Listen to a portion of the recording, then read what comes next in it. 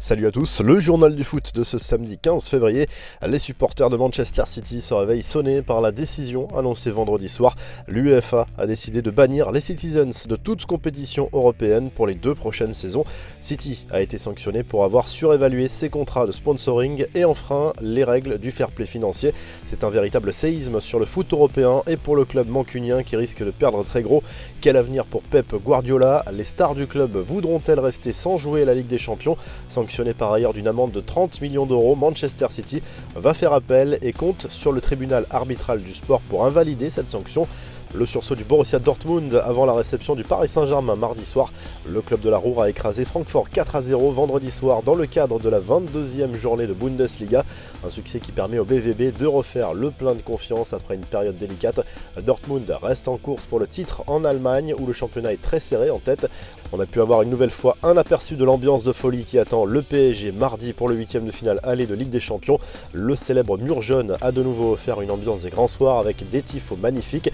Erling Haaland, lui, a encore marqué et s'est offert un record personnel. Il est devenu le premier joueur de Bundesliga à inscrire 8 buts lors de ses 5 premiers matchs. Quelques infos en bref, les confidences très touchantes de Marcelo en conférence de presse après une période très compliquée qui avait même suggéré l'idée d'un départ cet hiver. Le défenseur brésilien de l'Olympique Lyonnais a décidé de regarder de l'avant.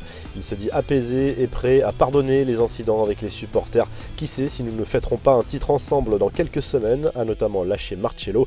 Le post plein d'autodérision sur Twitter de Blaise Matuidi pour la Saint-Valentin. Le champion du monde a adressé un message à sa famille en faisant apparaître Matuidi famille dans la barre de recherche. Une référence directe à sa bourde médiatique la plus célèbre de 2017 lorsque Matuidi avait laissé apparaître sa recherche dans Google Images, en l'occurrence Matuidi femme, parce qu'il n'avait pas de photo de cette dernière dans son téléphone. Les Égyptiens de Zamalek ont remporté leur 4e Supercoupe d'Afrique en dominant l'Espérance de Tunis 3-1. Une rencontre que les tensions géopolitiques ont bien failli empêcher d'avoir lieu.